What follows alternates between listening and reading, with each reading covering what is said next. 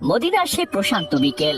একদিন এক প্রতিবেশী বিশ্বনবীর স্ত্রী উম্মে সালমা রাদিয়াল্লাহু তাআলা আনহা এর জন্য একটি বিশেষ উপহার নিয়ে আসলেন। দরজায় দাঁড়িয়ে তিনি সালাম জানালেন এবং বলতে লাগলেন, হে বিশ্বনবীর স্ত্রী, আপনি কি বাড়িতে আছেন? আল্লাহর সন্তুষ্টির উদ্দেশ্যে একটি উপহার নিয়ে এসেছি, দয়া করে এটি গ্রহণ করুন। অন্যদিকে উম্মে সালমা ঘরের ভিতরে কিছু কাজ করছিলেন। বাহিরে প্রতিবেশীর আওয়াজ শুনে তিনি ঘর থেকে বের হলেন এবং দেখতে পেলেন তার হাতে একটি পাত্র রয়েছে, যার ভিতরে পরিপূর্ণ রয়েছে সুস্বাদু নরম তাজা রান্না করা গোশত। তখন প্রতিবেশী বলতে লাগলেন, হে উম্মে সালমা, এই পাত্রটি ধরো, এর ভিতরে রান্না করা কিছু গোশত রয়েছে। এই বলে সেই পাত্রটি উম্মে সালমা রাদিয়াল্লাহু তাআলা আনহা এর হাতে দিয়ে তিনি সেখান থেকে চলে গেলেন। উম্মে সালমাও সেই পাত্রটি গ্রহণ করে তিনি ঘরের ভিতরে চলে গেলেন। ঘরের ভিতরে গিয়ে তিনি ভাবতে লাগলেন, রাসূল পাক সাল্লাল্লাহু আলাইহি ওয়াসাল্লাম এই ধরনের গোশত খুব ভালোবাসেন। স্নেহ ভরা চোখে পাত্রটির দিকে তাকিয়ে তিনি তার দাসীকে ডাকলেন এবং তাকে ডেকে বলতে লাগলেন, হে দাসী, এই পাত্রটি আল্লাহর রাসূলের জন্য রেখে দাও, এতে কিছু রান্না করা গোশত রয়েছে। রাসূল পাক সাল্লাল্লাহু আলাইহি ওয়াসাল্লাম রান্না করা গোশত খুবই পছন্দ করেন। তুমি এই গোশতগুলো ঘরের তাকে তুলে রাখো, যেন হাতের কাছে থাকে, নবীজি আসলে তাকে তৎক্ষণাৎ যেন দেওয়া যায়। দাসী আজ্ঞা পালন করলো। পাত্রটি হাতে নিয়ে ঘরের এক পাশের কুলঙ্গিতে পাত্রটি যত্ন করে রেখে দিল। ঘরের মধ্যে একটা নরম সুগন্ধি ভেসে উঠল, মাংসের গন্ধ, রান্নার সুবাস আর নবীর প্রতি ভালোবাসার উষ্ণতা। এর কিছুক্ষণ পরে ঘরের বাইরে একজন ভিক্ষুক এসে উপস্থিত হলো। তার গলার ভাঁজে অনুরোধের সুর। সে ডেকে বলতে লাগলো, হে আহলে বাইত, আপনারা কেউ ঘরে আছেন কি? গত কয়েকদিন যাবত আমি না খেয়ে রয়েছি, অনাহারে আমি আর চলার মতো শক্তি পাচ্ছি না। যদি আপনাদের ঘরে খাবারের মতো কিছু থাকে, আল্লাহর ওয়াস্তে সেটি আমাকে দান করুন। আল্লাহ আপনাদের সংসারে অবশ্যই বরকত দিবেন। শব্দটা ভেসে আসলো ঘরের ভেতরে। দাসী আর উম্মে সালমা রাদিয়াল্লাহু তাআলা আনহা দুজনেই এই আওয়াজ শুনতে পেলেন, কিন্তু তখন মনে হলো এই মুহূর্তে দেওয়ার মতো ঘরে তো কিছুই নেই, আর রান্না করা গোশতটুকু নবীজির জন্য রাখা হয়েছে। তখন ঘর থেকে আওয়াজ আসলো, হে আল্লাহর বান্দা, আল্লাহ তোমাকে বরকত দিন। আওয়াজ শুনে ভিক্ষুক আর কিছু বলল না, চুপচাপ সেখান থেকে চলে গেল। এই আওয়াজটির মানে হলো তোমাকে দেওয়ার মতো ঘরে কিছুই নেই। ভিক্ষুককে ফিরিয়ে দেওয়া হলো, কিন্তু কেউ মনে করতে পারলো না আল্লাহর অতিথিকে ফিরিয়ে দেওয়ার প্রকৃত মূল্য কত বড়। হাওয়ায় তখনও রয়ে গিয়েছে তার দোয়ার শব্দ। দরজায় যেন এক অদৃশ্য নিঃশ্বাস ভাসছে, যেন বলছে, দান করলে ধন বাড়ে, আর ফিরিয়ে দিলে সেটা কমে যায়। তার কিছুক্ষণ পরে ঘরের দরজায় মৃদু শব্দ। রাসূল পাক সাল্লাল্লাহু আলাইহি ওয়াসাল্লাম ঘরে প্রবেশ করলেন। চাঁদের টুকরা ঘরে যেন আলো ছড়িয়ে দিল। চেহারায় সেই চিরচেনা নূর, সেই শান্ত আলোক ভরা হাসি। বিশ্বনবী মুহাম্মদ সাল্লাল্লাহু আলাইহি ওয়াসাল্লাম ঘরে প্রবেশ করে একটি খাটের উপরে বসলেন। তখন উম্মে সালমা রাদিয়াল্লাহু তাআলা আনহা নবীজির সামনে গিয়ে জিজ্ঞাসা করলেন, ইয়া রাসূলুল্লাহ, আপনার শরীর কেমন আছে? আপনার কি ক্ষুধা পেয়েছে? আপনি কি ঠিক আছেন? আপনাকে এত চিন্তিত দেখাচ্ছে কেন? বিশ্বনবী মুহাম্মদ সাল্লাল্লাহু আলাইহি ওয়াসাল্লাম তখন একটু মুচকি হেসে উত্তর দিলেন, হে উম্মে সালমা, আমার উম্মতের চিন্তা আমার থেকে কোনোদিনও দুরূহীত হবে না। তোমার ঘরে খাবারের মতো কিছু আছে কি? আমার অনেক ক্ষুধা পেয়েছে। তখন উম্মে সালমা রাদিয়াল্লাহু তাআলা আনহা একটু পুলকিত কণ্ঠে বলতে লাগলেন, ইয়া রাসূলুল্লাহ, হ্যাঁ অবশ্যই, আজকে আল্লাহর রহমতে আপনার জন্য রান্না করা গোশত রাখা হয়েছে। এই বলে তিনি দাসীকে ডাক দিলেন এবং তাকে ডেকে সে রান্না করা গোশতের পাত্রটি নিয়ে আসতে বললেন। দাসী আনন্দ আর তৎপরতায় কুলুঙ্গির দিকে গেল এবং মনে মনে ভাবতে লাগলো, আজকে সে নবীজির জন্য রাখা খাবার তার হাতে তুলে দিবে। এ তো এক বিরল সৌভাগ্য। কিন্তু যখনই দাসী কুলুঙ্গির দিকে তাকালো এবং পাত্রের দিকে চোখ দিল, তার চোখ বিস্ময়ে বড় হয়ে গেল, হাত কাঁপতে লাগলো। যেখানে একটু আগে গোশত রাখা হয়েছিল সেখানে আর গোশত নেই। পাত্রের ভিতরে সাদা একটি পাথর পড়ে রয়েছে, কিন্তু পাথরের আকৃতি এবং গোশতের আকৃতি একই ধরনের ছিল। মনে হচ্ছিল গোশতটি পাথরে রূপান্তরিত হয়ে গিয়েছে। বিষয়টি দেখে দাসী ভয়ে কাঁপতে কাঁপতে দৌড়ে উম্মে সালমা রাদিয়াল্লাহু তাআলা আনহা এর নিকটে চলে আসলো এবং বলতে লাগলো, ইয়া উম্মে সালমা, পাত্রে তো গোশত নেই, তার জায়গায় একটি সাদা পাথর রয়েছে। উম্মে সালমা রাদিয়াল্লাহু তাআলা আনহা বিস্ময়ে হতভম্ব হয়ে গেলেন এবং পুনরায় জিজ্ঞাসা করলেন, হে দাসী, তুমি কি ঠিক বলেছো? বাস্তবেই কি তুমি এমনটি দেখেছো? তখন দাসী কম্পিত কণ্ঠে বলতে লাগলো, হে উম্মে সালমা, বিশ্বাস করুন, এতে আমার কোনো কমতি ছিল না। আপনি যেইভাবে বলেছিলেন আমি সেইভাবেই পাত্রটি সংরক্ষিত করে রেখেছিলাম, কিন্তু এইমাত্র কি আমি দেখতে পেলাম পাত্রতে গোস্ত নেই, গোস্তর পরিবর্তে সাদা পাথর পড়ে রয়েছে। বিশ্বাস না হলে আপনি নিজেই গিয়ে দেখতে পারেন। তখন উম্মে সালমা দৌড়ে সেই কুলুঙ্গির দিকে গেল এবং বিষয়টি নিজের চোখে দেখে তিনি অত্যন্ত হতভম্ব হয়ে গেলেন। নবী করিম সাল্লাল্লাহু আলাইহি ওয়াসাল্লাম একটু আঁচ করতে পেরেছিলেন, নিশ্চয়ই এখানে ভিন্ন কিছু হয়েছে। তখন উম্মে সালমা রাদিয়াল্লাহু তাআলা আনহা নবীজির সামনে এসে দাঁড়িয়ে গেলেন, মাথা নত, তার মুখে কোনো আওয়াজ নেই। তখন নবী করিম সাল্লাল্লাহু আলাইহি ওয়াসাল্লাম জিজ্ঞাসা করলেন, হে উম্মে সালমা, এই গোস্ত কোথা থেকে এসেছে এবং তোমার ঘরে গোস্ত আসার পরে কি কি ঘটেছে? তখন উম্মে সালমা রাদিয়াল্লাহু তাআলা আনহা সব বিস্তারিতভাবে খুলে বললেন। তিনি বলতে লাগলেন, ইয়া রাসূলুল্লাহ, পাশের প্রতিবেশী এই গোস্তটি হাদিয়া স্বরূপ আমার ঘরে দিয়ে গিয়েছিল। তার কিছুক্ষণ পরে একজন ভিক্ষুক এসে আমাদের কাছে সোয়াল করে, দরজার বাহিরে দাঁড়িয়ে ক্ষুধা প্রকাশ করে খাবার চায়, কিন্তু আমার ঘরে এই রান্না করা গোস্ত ব্যতীত আর তো কিছুই ছিল না, এবং এই রান্না করা গোস্তটুকু আপনার জন্যই রাখা ছিল, তাই তাকে এই গোস্তটি দেওয়া হয়নি। উম্মে সালমা রাদিয়াল্লাহু তাআলা আনহা এর কথা শুনে নবীজি একটু মুচকি হাসলেন এবং বলতে লাগলেন, হে উম্মে সালমা, এবার আমি বুঝতে পেরেছি তোমার ঘরে পাত্রে রাখা গোস্তের টুকরো কিভাবে পাথর হয়ে গিয়েছে। সেই ভিক্ষুক তোমার দরজায় এসে আল্লাহর ওয়াস্তে খাবার চেয়েছিল, তুমি যেহেতু ফিরিয়ে দিয়েছো, সেই জন্য আল্লাহ তোমার ঘরের গোস্তের টুকরোটি পাথরে পরিণত করে দিয়েছেন। একটা কথা অবশ্যই মনে রাখবে, কোন ভিক্ষুক যদি কখনো কারো কাছে কিছু চেয়ে বসে এবং তার কাছে সেটা থাকা সত্ত্বেও সে যদি ওই বস্তুটি না দেয়, তখন তার ভিতর থেকে বরকত উঠে যায় এবং সেটি পাথরে পরিণত হয়ে যায়। মদিনার শান্ত সন্ধ্যা, তখন সূর্য মাত্র অস্ত যাচ্ছে, হালকা লাল আভা আকাশ জুড়ে ছড়িয়ে পড়েছে। রাসূল পাক সাল্লাল্লাহু আলাইহি ওয়াসাল্লাম সেই দিন শহরের বাইরে একটি গুরুত্বপূর্ণ কাজে ব্যস্ত ছিলেন। শহর জুড়ে তখন তার আগমনের খবর ছড়িয়ে পড়েছে। সাহাবায়ে কেরাম আগ্রহ নিয়ে তাকিয়ে আছে কখন বিশ্বনবী ফিরে আসবেন। ওই মদিনাতেই বাস করতেন এক স্বল্প সম্পদশালী মানুষ, তার নাম ছিল সালিম। স্বল্প সম্পদশালী হলেও নবীর প্রতি ভালোবাসা ছিল পাহাড়ের মতো দৃঢ়। বহুদিন ধরে তার মন চাইছিল একবার হলেও নবী করিম সাল্লাল্লাহু আলাইহি ওয়াসাল্লামকে নিজের ঘরে দাওয়াত করে তিনি খাওয়াবেন। এরপরে একদিন সালিম সাহস করে বিশ্বনবী মুহাম্মদ সাল্লাল্লাহু আলাইহি ওয়াসাল্লামের খেদমতে উপস্থিত হলেন এবং কাকতি স্বরে বলতে লাগলেন, ইয়া রাসূলুল্লাহ, আমার অনেক দিনের আকাঙ্ক্ষা আপনাকে আমার বাড়িতে দাওয়াত করে নিজে রান্না করে খাওয়াবো। দয়া করে আজকে রাতে আপনি আমার বাসায় আহার করবেন। তখন বিশ্বনবী মুহাম্মদ সাল্লাল্লাহু আলাইহি ওয়াসাল্লাম একটু মুচকি হাসলেন এবং দাওয়াত গ্রহণ করে তিনি উত্তর দিলেন, হে সেলিম, মেহমানদারি আল্লাহ তাআলা অনেক পছন্দ করেন। আল্লাহ তোমাকে উত্তম রিজিক দান করুন, তুমি চিন্তা করো না। যদিও আজকে আমার একটু ব্যস্ততা রয়েছে, আমি অবশ্যই রাত্রেবেলায় তোমার বাসায় উপস্থিত হব। নবীজি দাওয়াত গ্রহণ করেছেন দেখে সেলিম অত্যন্ত খুশি হয়ে গেল এবং পুলকিত হৃদয়ে আনন্দের সাথে সে বাড়ির দিকে রওনা হলো। তার বাড়ি বলতে তেমন কিছু ছিল না, খুব সাধারণ একটি ঘর, কিন্তু তার হৃদয় ছিল অপরিসীম ভালোবাসায় ভরা। সেলিম ঘরে ঢুকে স্ত্রীকে বলতে লাগলো, হে আমার স্ত্রী, একটি সুখবর রয়েছে। আমার এতদিনের আকাঙ্ক্ষা আজকে পূরণ হবে। নবীজি আমাদের ঘরে আহার করবেন, তুমি দ্রুত প্রস্তুতি নাও। দুজনে মিলে যতটুকু সঞ্চয় করেছি সব বের করে আনো। স্ত্রীও শুনে খুব খুশি হলো এবং ছুটে গেল সবকিছু বের করতে। ঘরেও তেমন কিছু ছিল না, সামান্য গোস্ত, কিছু গমের আটা, কয়েকটি খেজুর, এই অল্প কিছু নিয়েই তারা রান্না শুরু করলো। ঘর জুড়ে ধীরে ধীরে ভেসে উঠলো সুঘ্রাণ। সালিমের হৃদয়ে আনন্দে ভরে গেল। আজকে আমার ঘরে নবীজি আসবেন, আহার করবেন, আল্লাহ আমার উপর দয়া করেছেন।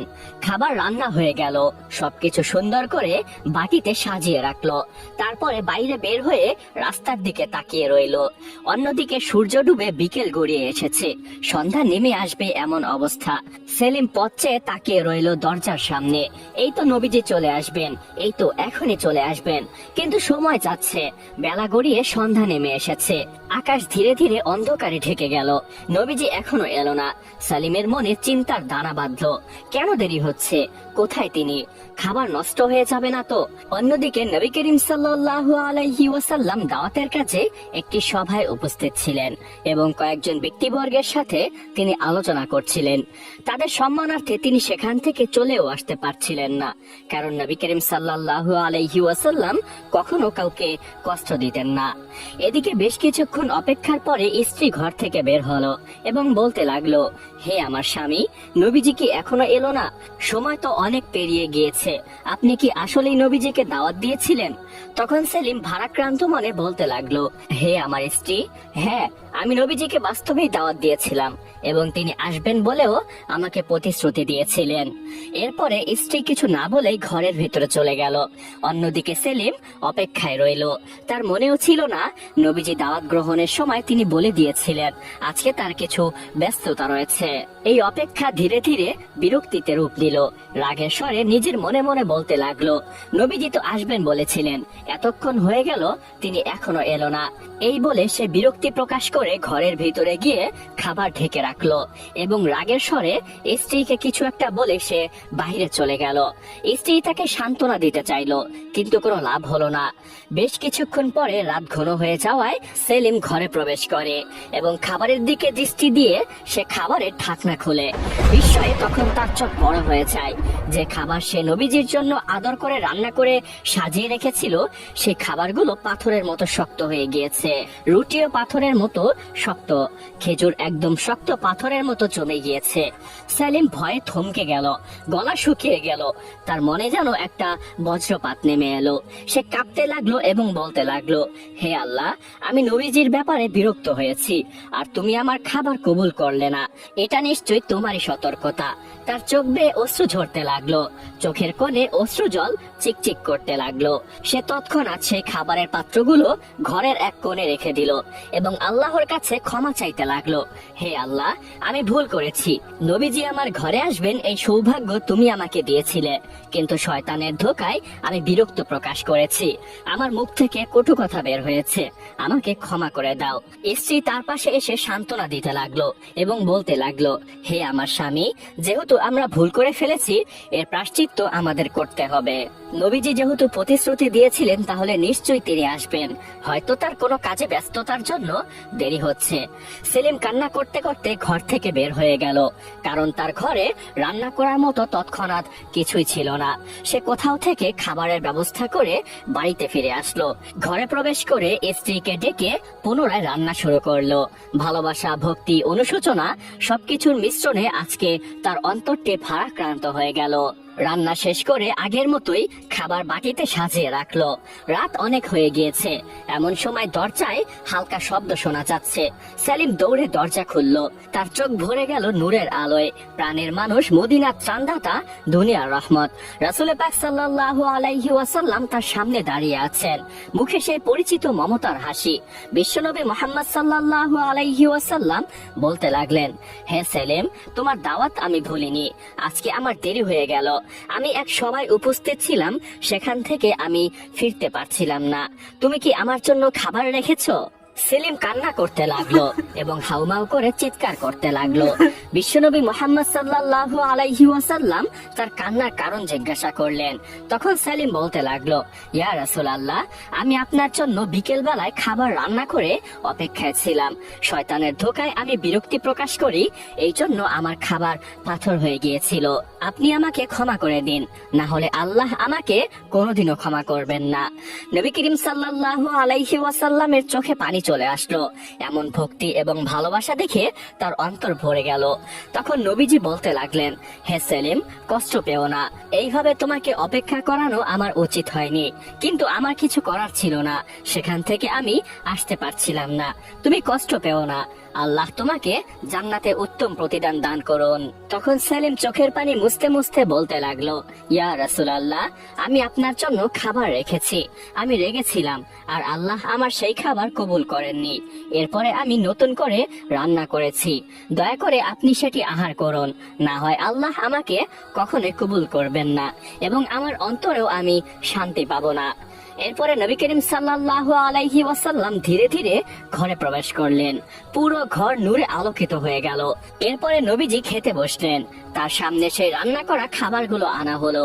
নবীজি মৃদু হাসলেন এবং বলতে লাগলেন, হে সেলিম, মনে রাখবে, যেই রিজিক আল্লাহর সন্তুষ্টির জন্য তার নামকে ওয়াস্তে রাখা হয় সেই রিজিক কখনোই নষ্ট হয় না। এরপরে নবী করিম সাল্লাল্লাহু আলাইহি ওয়াসাল্লাম অনেক ভালোবাসা ও মমতার সাথে সেই খাবারগুলো আহার করলেন এবং পরিশেষে দুহাত তুলে দোয়া করলেন। ঘর ভরে উঠল রহমতের শান্ত বাতাসে। সেই রাত সেলিমের জীবনের চিরস্মরণীয় রাত হয়ে রইল।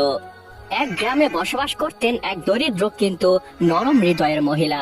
তার সংসারে ছিল একটি ছোট্ট ছাগল আর তার একমাত্র সন্তান, তার চোখের মণি, তার বেঁচে থাকার সর্বশেষ আশ্রয়। পরিবার বলতে একমাত্র সন্তানই ছিল তার ভালোবাসার পাত্র। তার স্বামী অনেকদিন আগে দুনিয়া থেকে চলে গিয়েছে। একদিন সেই ছেলেটি মারাত্মক অসুস্থ হয়ে পড়ে। তার শরীর জ্বরে পুড়ে যাচ্ছিল, শরীর শুকিয়ে যাচ্ছিল, জ্বর কমছে না, চোখে প্রাণ নেই মনে হয়। ছেলের এই অবস্থা দেখে সে ছুটতে গেল হাকিমের কাছে। তার অর্থ সম্পদ বলতে ভিটা বাড়ি ছাড়া আর কিছুই ছিল না। ছাগলের দুধ বিক্রি করে সামান্য খাবার জোগান দিত। হাকিমের কাছে গিয়ে কান্নার স্বরে বলতে লাগলো, হে হাকিম, আমার ছেলে খুবই অসুস্থ, আমার একমাত্র ছেলে, দয়া করে আপনি একটু আমার বাড়িতে আসুন, আমার ছেলেটিকে একটু দেখুন, যদি সে সুস্থ হয়ে যায়। মায়ের এই কান্না শুনে হাকিমের অন্তর গলে গেল। সে দেরি করলো না, তড়িঘড়ি করে ওই বাড়িতে পৌঁছালো এবং ছেলেটিকে দেখতে লাগলো। সে দেখতে পেল ছেলেটি খুবই অসুস্থ, জ্বরে গা পুড়ে যাচ্ছে। হাকিম সামান্য চিকিৎসা দিয়ে সুস্থতার আশ্বাস প্রকাশ করে সেখান থেকে চলে যায়। দিন যায় রাত যায়, ছেলেটি আর সুস্থ হয় না। মাও ছুটে বেড়ালেন হাকিম, বৈদ্য, ওঝা, ফকির, কিন্তু ছেলের রোগ যেন আরো গভীর হয়ে যাচ্ছে। শেষ পর্যন্ত মা চোখের পানি ধরে রাখতে পারলো না। নামাজ শেষে আল্লাহ রব্বুল আলামিনের কাছে দুহাত তুলে প্রার্থনা করতে লাগলো এবং কান্না করতে লাগলো, ইয়া রব্বুল আলামিন, আপনি আমার ছেলেকে সুস্থ করে দিন। আয়ের উৎস বলতে ওই ছাগলটি একমাত্র ভরসা। আমি ওই ছাগলটি আপনার নামে কোরবানি করে দিব, দয়া করে আমার ছেলেকে সুস্থ করে দিন। মায়ের কান্না আল্লাহর দরবারে কবুল হয়ে গেল। আল্লাহর রহমতে ছেলেটি 2-1 দিনের ভিতরে সুস্থ হয়ে গেল। গায়ের রং ফিরে এলো।